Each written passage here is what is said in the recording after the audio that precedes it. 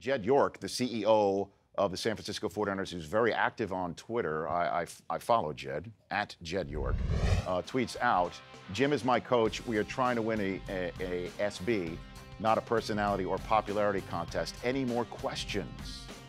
Any more questions? Jed York is on the phone line. Jed, I have questions. Thank you for joining the Rich Eisen Show. How are you, Jed? I'm good. If I had a show to plug like Dan, I'd try it, but I'm glad that I could be on your show. You've got a team to plug. You got a team to plug. I do. That's 3-2. You got that, right? We're playing pretty good. Yesterday was a good day. Okay, it was fun to watch yesterday.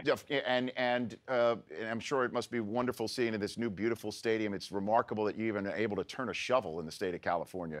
But all of that said, there's a lot of people shoveling dirt atop Jim Harbaugh. The report again, Jay Glazer saying that there's no way he's returning even if you win a Super Bowl. You say that's categorically not true? That's categorically not true. I mean, Jim's our coach. I said it clearly yesterday. I mean, both of us addressed it at the beginning of the season. We're going to sit down and talk about his contract right after the season is over. And I think both of us came to that conclusion. It doesn't make sense to try to negotiate a contract in the middle of a season. We're focused on getting back to and winning the Super Bowl, and that's really the only thing that's on anybody's mind here. But you hear it so many different ways, Jed. Different reports from people in my business, the media business. You hear it over and over again. It's happened every 3 years. It's like a Mad Lib. You just need to change the weeks and the times that he's rubbing people the wrong way, and it's not sustainable. Where does this come from then, Jed? You know, I mean, in terms about sustainability, every coach will move on at some point, and I don't think Jim is at that point.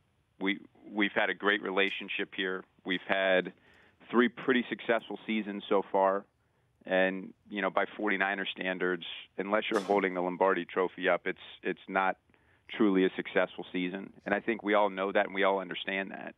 And I've tried to explain this to people: the rawness of getting close but not getting there, and not actually attaining the ring. You know, it's hard to start from zero every season after you have a long road going through the playoffs. You know, having a gut-wrenching loss last year in Seattle, it's hard to hit reset. And I mean, I think you start to see our players hitting their stride, and I think you saw that a little bit yesterday. It's hard to really hit that reset button, but I think that's what we've been able to do, and make sure that we're not focused on what happened or what didn't happen the last 3 years. We're focused on how to make it happen this year. How would you categorize the relationship between your coach and your general manager? Very professional. They work very well together. I think Jim does a great job of letting Trent and the scouts go out and find players. We've added some good talent to this team over the last 4 or 5 years. And, you know, they work together in that sense where Trent's never been a coach. He has no aspirations of coaching. I've been in situations, you know, where that was the case here. I wasn't working at the 49ers at the time, but when you had a former coach as your general manager, that can be dicey. You know, that's not how it is here. You've got, you know, Jim and Trent that work fairly well together. I think the results speak for themselves, and they're very professional with each other. You know, that's really all I can ask for. Do you think that this sort of, because again, I mean, being professional and you're winning games, there's no question about that.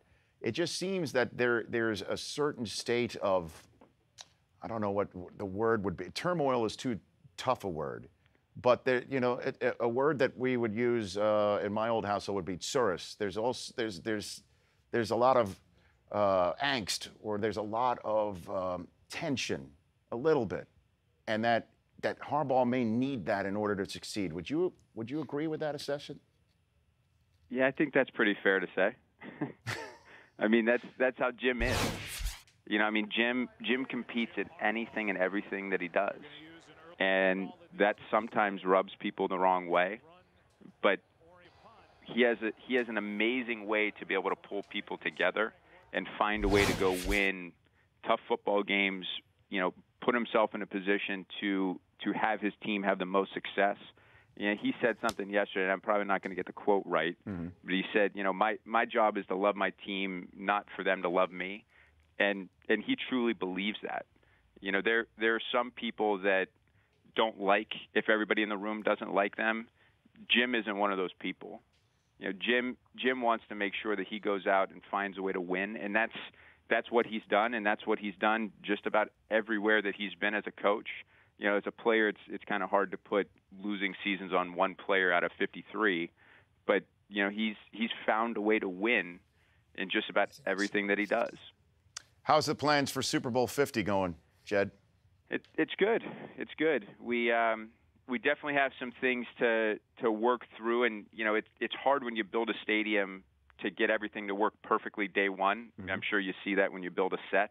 Yes. There's things that aren't perfect day one, but you work through them, and by the time Super Bowl 50 is here, it's going to be amazing. I think it's going to be the best venue for a Super Bowl anybody's ever seen. And you got rid of the Roman numeral because you can't have Super Bowl L, right? You don't want an L with a Super Bowl. You got rid. You're well, going. I didn't get rid of the Roman numeral. If I got rid of the Roman numeral, I think my wife would have gotten rid of me. Why? So, is she from Rome? She loves the Roman numeral. Oh, okay. She loves them. But you're going with the 50, right? Because you can't go Super Bowl. Well, that wasn't L. me. That was the NFL's call. Okay. Well, So I just want to be clear. I'm not condoning that decision by the National Football League, but it certainly wasn't mine, because if it was, my wife would probably kick me out. Wow. Your wife's serious about the Roman numerals, huh? She is serious about the Roman numeral. She loves the Roman numeral. All right, and go ahead and crow about Notre Dame. I know you want to. I'm not. I mean, that's why I think that's why you kept asking the questions. You just want Jim. No, hold on a minute now. I love my coach. I love Brady Hoke, and I know he's going through tough times, and it's dreadful what's going on the football field. I personally have never met anybody with more integrity, and his integrity has been questioned. I believe it. You know, a lot of Michigan fans are tweeting at me otherwise, but no, I mean, you know, a lot of. I don't know Brady Hoke, but that's all I've heard are great things about his character. Yes. And yes, but I'm way too far removed to be able to comment on that. But, right. But go for it. Crow about him if you want. But I think that's part of the discord with Jim Harbaugh. He's upset Notre Dame goes and beats up on Michigan, then we beat up on Stanford. You know, it's just. You know, it creates a discord tension. Here in the That's the tension. Oh, man. Yeah, okay. Well, so wrapping up, if Jim Harbaugh wins the Super Bowl, then what happens? He's still around? I mean, I've said this all along. I would like for nothing else to be in the worst possible negotiating position with Jim. Very good. Jed, I appreciate your support again. I know we're streaming on the NFL Now app. I know that's a big thing for you and owners like Jonathan Kraft. The only Kraft. way I watch anything anymore is the NFL Now app. So I know it's very important to you and your support of this show and things that I've done over the 11 years of the network. I can't thank you enough. I appreciate it. Well, I appreciate it, Rich, and I wish you the best of luck. And I was saying earlier, the wide-angle lens, it looks like you've got Ray Donovan on your set, so I wanted to make sure that I didn't make any false steps. What do you think, Law? You like the Ray Donovan analogy? You know, he's the voice of Hard Knocks, so, you know, I love Liev. Jed, thanks. Appreciate it. Can't complain. Have a great day, guys.